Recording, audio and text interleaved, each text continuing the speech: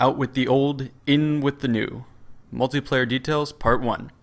Hey guys, this is Oakley, and what I'm going to be doing is putting together basically a 4-part series digesting what we saw in the articles and kind of bringing you a recap of what we know about the multiplayer details for Rome 2 Total War. So far we don't know much about multiplayer. They've been kind of keeping a tight seal on this information. I'm guessing there will be a news drop before the release of the game. Obviously, a lot of people want to know more about multiplayer, and as we've seen, they haven't been shy about sharing information with us. They just have their own timetable. In any case, I'm going to go ahead and jump right into covering the news. You'll see that this first section deals with sort of the transition going from Shogun 2 to Rome 2, sort of the what we're exchanging in terms of gameplay. Then Part 2 is going to be the battlefield. Part 3 is going to be line of sight, and Part 4 is going to be the troops themselves, abilities and such, like that kind of stuff.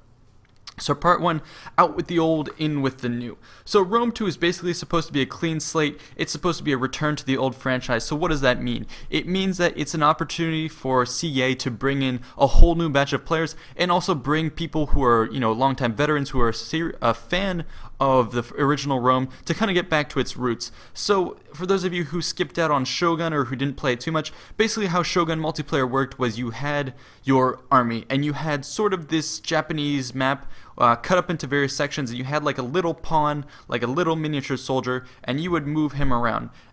So you'd move him to maybe the area of Kyoto, for example. Then you say, I want to have a battle. And if you win that battle, then all of a sudden back on that sort of mini campaign map parchment type of thing, that territory is yours. And when you get that territory, you would either unlock some troops or a special ability that you can use. And so what they kind of did with Shogun 2, it was all about unlocking things and sort of ranking up either your general, or if you won a battle and some of your troops did very well, you had the chance to make them veterans. So you gave them a name, you customized their armor, their colors, their emblem, their banner, all that stuff. And as they gained experience, you can actually give them bonuses to their, if they were archers, bonus to range, bonus to reload speed, armor penetration. You could upgrade defense stats. You could tweak your army in all sorts of ways. Also, you could level up your general in 3 different paths and sort of make, do you want it to be a leadership, bow, or a melee general? And you had all these permutations and configurations and all this stuff.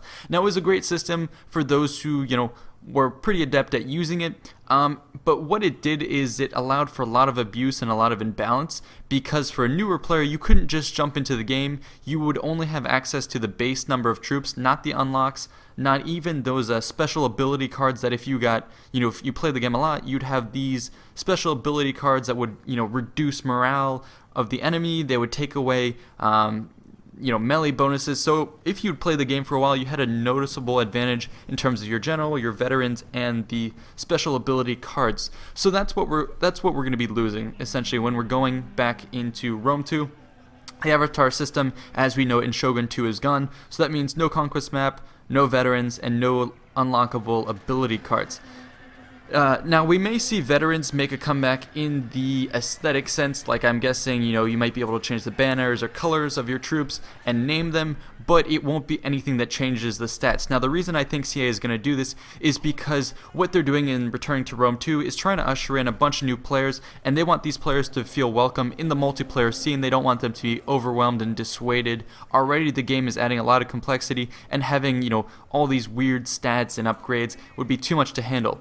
Now, the reason it worked in Shogun, or at least to some degree it worked, is because in Japan it was very much the same culture, and so you kind of had to have these upgrades and stuff to add diversity. But when it comes to Rome 2, they've already said that there will be about 700 units in Rome 2, including veterans. Now, of course, not all those will be available to you in multiplayer, but, at least a significantly larger amount and with greater variety and flavor than we saw in Shogun. So already the variety, therefore, is taken care of, and they can sort of take away that that component in terms of veterancy, because it's already done with in terms of having, Macedon, the barbarians, the Egyptians, the Romans, all these various people. That's already gonna come with those built-in stats, so you don't need to actually customize it yourself. So I think that's good.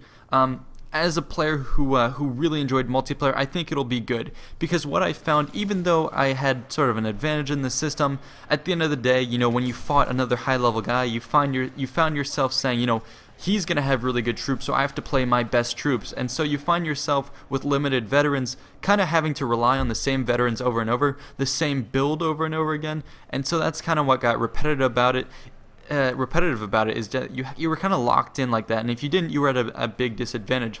And as I said, for fresh incoming players, they had basically none of those unlocks. And also, I think just being able to start off with a fresh look at the game, you can pick up the game, and at any point in its long history, let's hope, you can just play the game, and you'll be on the same footing as someone who's been playing it for a while. Of course, you won't be as knowledgeable about it, but you'll have the same basic resources as anyone else, and I think that's cool. Now, I'm guessing we will also be able to add chevrons to units as we've seen in previous games. So that's something to look forward to.